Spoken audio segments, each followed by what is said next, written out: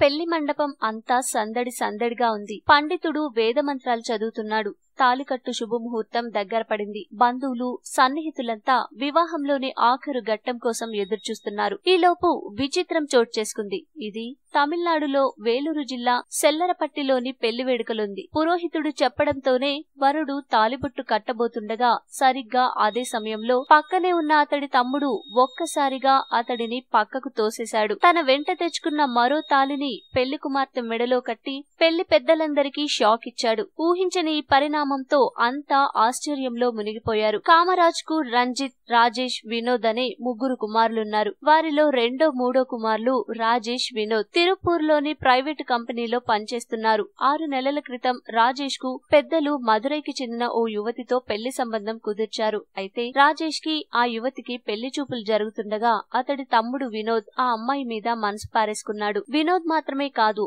ఆ అమ్మాయి కూడా అతడిపై ప్రేమను పెంచుకుంది. ఆ సమయంలోనే ఇద్దరు ఒకరి ఫోన్ నెంబర్ మరొకరు తీసుకున్నారు. ప్రతిరోజు ఎవ్వరికీ తెలియకుండా మాట్లాడుకుంటున్నారు. కానీ ముందుగానే నిశ్చయించిన ముహూర్తానికి వినోద్ అన్న రాజేష్ కి ఆమెను ఇచ్చి పెళ్లి చేసేందుకు అన్ని ఏర్పాట్లు పూర్తి చేసుకున్నారు. చివరికి పెళ్లి పందిట్లో అన్నను కాదని తాను ప్రేమించిన యువతి మెడలో వినోద్ తాళి కట్టేశాడు. దీంతో హతాశులైన పెద్దలు వినోద్ ని పట్టుకుని చితకబాదారు. అప్పుడు గుట్టు రట్టయింది. ఇక అక్కడ ఉన్న వాళ్ళు కాసేపు నివ్వెరపోయారు. కొద్దిసేపటి తర్వాత చేసేది లేక అక్షింతలు వేసి వెళ్లిపోయారు. ఈ వీడియో మీకు నచ్చితే లైక్ చేయండి, అందరికీ షేర్ చేయండి, కానీ సబ్స్క్రైబ్ చేయడం మాత్రం మర్చిపోకండి.